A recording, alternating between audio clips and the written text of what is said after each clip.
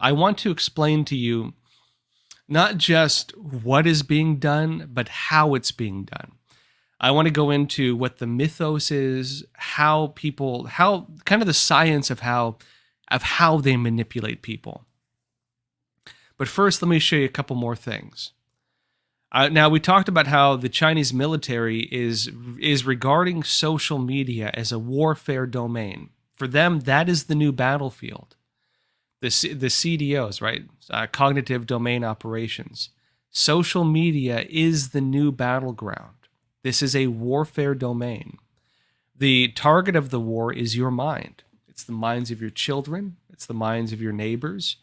And when you watch them engaging in, frankly, crazy behavior, or if you watch them hurting themselves or maybe hurting others or getting swept up into just creepy political movements, all of that is being manipulated by somebody to an extent. These social contagions are being manipulated by somebody. We can look at corporate agendas. We can look at political agendas. There are many different groups trying to pull your mind in different ways. And frankly, you can look at people who are very susceptible to these types of manipulation. I wouldn't personally say they're bad people, but there are people who are deeply controlled by these types of operations, and they basically function like people who don't have any of their own thoughts. The meme going around with this is NPC, non-player characters, people who basically say, repeat, and do whatever they're told. You know, you program an NPC like in a video game, for example, where it just says whatever it's meant to say. It just repeats the slogans. It just says whatever someone types into their heads, essentially. There are people who function like that. And keep in mind that these people are being manipulated. They're being intentionally manipulated. Now, let me show you some examples of how the CCP is doing that specifically. CNN actually had this story. They say TikTok may push potentially harmful content to teens within minutes, study finds. It says further in a report published Wednesday, the nonprofit Center for Countering Digital Hate found that it can take less than 3 minutes after signing up for a TikTok account to see content related to suicide, and about 5 more minutes to find a community promoting eating disorder content.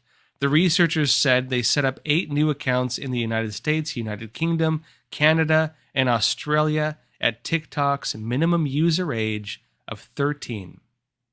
They pretended to be 13-year-old kids, and TikTok was feeding them within minutes suicide content. Now, a key question with TikTok is whether this is intentional. Keep in mind, TikTok was under ByteDance. ByteDance is a company deeply controlled by the CCP. The former head of ByteDance even wrote a public apology letter to the Chinese Communist Party and to the public in China, apologizing to the Communist Party of China for not closely enough following the directives of the CCP, and promising that in the future he would then use all of his resources and businesses to follow the agendas of the Chinese Communist Party. Shortly after his public letter with that, TikTok became an international phenomenon. Now, the post-millennial said this: TikTok's Chinese platform enriches kids, while US dumbs them down. In other words, the TikTok inside of China is functioning in a very different way. The TikTok inside of China is promoting healthy contagion, healthy social contagions, things that would benefit a society. The TikTok outside of China is pushing unhealthy social contagions, things that will damage a society. It says a recent episode of 60 Minutes has revealed the glaring differences in TikTok videos shown to US teens and kids versus the ones shown to Chinese kids and teens through their vision of Douyin, which is their version of TikTok. And their version of TikTok in China, it says, if you're under 14 years old, they show you science experiments you can do at home, museum exhibits, patriotism videos, and educational videos, said Tristina Harris, co-founder of the Center for Humane Technology. And they also limit it to only 40 minutes per day. Now, they don't ship that version of TikTok to the rest of the world. So it's almost like they recognize that technology's influence on influencing kids' development, and they make their domestic version a spinach version of TikTok while they ship the opium version to the rest of the world that includes the version encouraging kids to kill themselves. Now, getting into the deeper strategies of this, we can talk about ideological subversion. That is a term that was made popular by Soviet defector Yuri Bezmenov, whose videos I can't recommend enough watching on YouTube.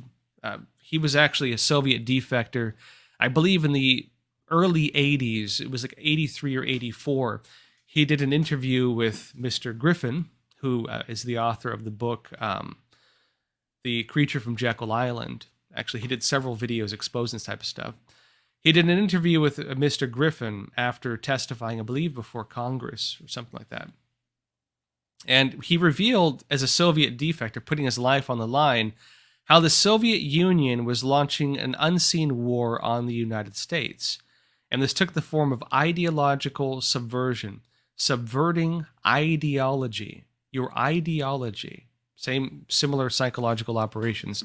That included, for example, undermining all the basic pillars of a functioning and healthy society, turning people against their religion, turning people against their countrymen, turning people against their neighbors, promoting unhealthy behaviors, promoting, for example, the left-wing activist groups that were active in the country at the time, the anti-war movements and so on that benefited the Soviet Union, those types of things, promoting drugs, undermining religion, the church, the cultures, turning people and even making non-functional policing and government, these types of things. You take the things that make a country function and you begin to undermine them. You corrupt them. You turn the public against them. And over time, you decay them. You actually turn them into things that serve the opposite function of what they're meant to, including not just through information operations, but actually subverting, getting into those organizations and then changing them from inside. He talks about, for example, how the Soviets would invite journalists on trips to the Soviet Union, to Russia, get them drunk and feed them all kinds of false stories. The journalists, including with Look and Like magazine and those types of things, and New York Times, then go back to the United States, publish fake articles, believing they're real sometimes, that serve the interest of a foreign power, and then begin eating out of the hand of the subversion agents, essentially. Same thing we have going on right now, in other words, with the Chinese Communist Party and with some international organizations that are basically doing the exact same thing. The other side of it, too, is, even as Yuri mentioned in his interview, Bezmenov noted that as they began launching these operations, these ideological subversion operations, the operations began taking on lives of their own. For example, the burning of the black churches. It was actually fake. It never happened. For example, the subversion of the World Council of Churches. That as they began spreading these false stories, as they began instigating protests and riots, as they began degrading established institutions and making them serve the opposite function, basically corrupt people, misled people, and brainwashed people began doing this on their own without the influence of the subverter. And through this, basically started this snowball rolling down a hill that turned into something much larger than they even anticipated. This was the initial cause of many of the problems we now have in the United States. We're now seeing that snowball, bigger than a tower, essentially. And we see its destructive force, essentially. Let me explain something, kind of how these strategies work. And then I want to go into some of what's being done with the suicide agenda, including how in Canada they're making activity books for kids on committing suicide. I'm not joking. The Canadian government is financing and publishing books promoting suicide to children because they have, medically assisted suicide, which saves them on healthcare, right? The last stage of socialist healthcare apparently is the suicide agenda. Now, before we get into that, though, let me kind of wrap up this part on psychological warfare operations, because I want to explain something very important. Now, when you talk about subverting a person's psyche, this goes into one key thing. It goes into two different theories. One being what establishes your system of values. The other being how do you perceive reality. A person is defined. I'm saying this purely from the standpoint of like the science around this. I personally believe that people are more complex than this. I don't believe people are actually this simple. But when you break down the science of manipulation, there are two different factors to it. One is the mythos. The mythos is your system of values that is formed by the stories you've been told, maybe the myths, the childhood books you've read, or the movies you've watched, or the music you listen to. It's your peers. It's the things you were taught by your parents.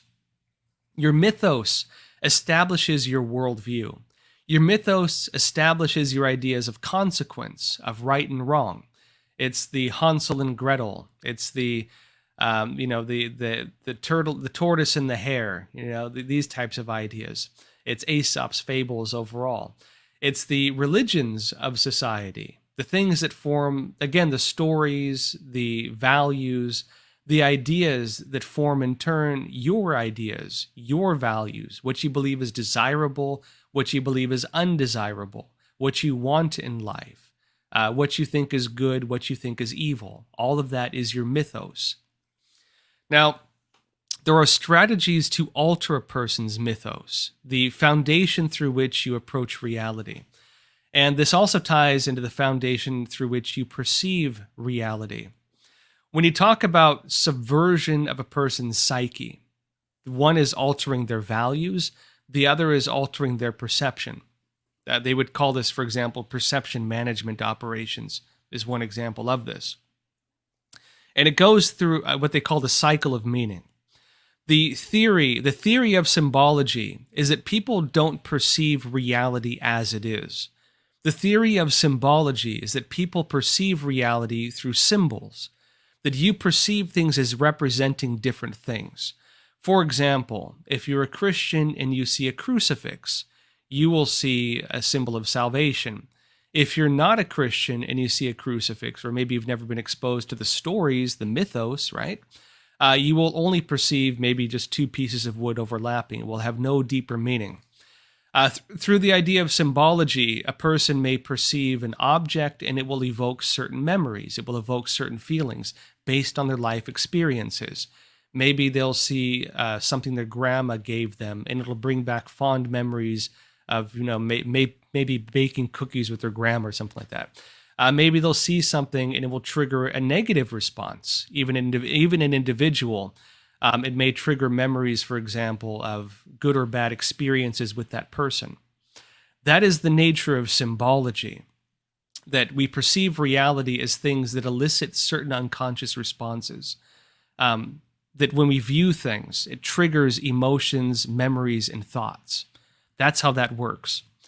For a subverter, the question is, how do you alter the perception of reality? And so they want to create new symbols. They want to alter your perception of these symbols to make it so that certain things elicit unconscious responses inside of you. For example, if you see BLM now, it elicits a certain image and a certain response, which is going to change depending on the world, depending on your mythos, right? Depending on how you've been grown to perceive these types of values. If you, for example, see a rainbow, when I was a kid, a rainbow was God's promise to never flood the earth again. These days, it's a gay symbol. You know what I mean? It's, again, a symbol that elicits a certain emotional response or a certain information response. The cycle of meaning is the process through which manipulation is achieved. And basically, it works by the mythos at the top. Imagine a wheel, the mythos at the top, going into the messaging. The messaging will tell you that something is a symbol of something else. For example, you might see the white supremacy narrative coming out now, where everything that is capitalism or traditional is now being framed as, white nationalism or something. They need to frame that, for example, reading books to your kids is white nationalism. That was actually a narrative they had. That, for example, believing in traditional values is something undesirable. Going into the actual kind of embedding of that, which is creating an incident, manufacturing a story, making a narrative that causes you to feel a certain emotional response. And then after you have that emotional response, you believe that you've experienced what you've been told. And then the manipulator will come back in again on the fourth point, like the 9 o'clock point on the clock, right? The manipulator will come in again on the fourth point and tell you that what you've experienced is directly related to what they discussed previously, and then the cycle continues and continues. Through this process of continual manipulation, you will then begin to internalize the perceptions that you've been essentially programmed to have, including the reactions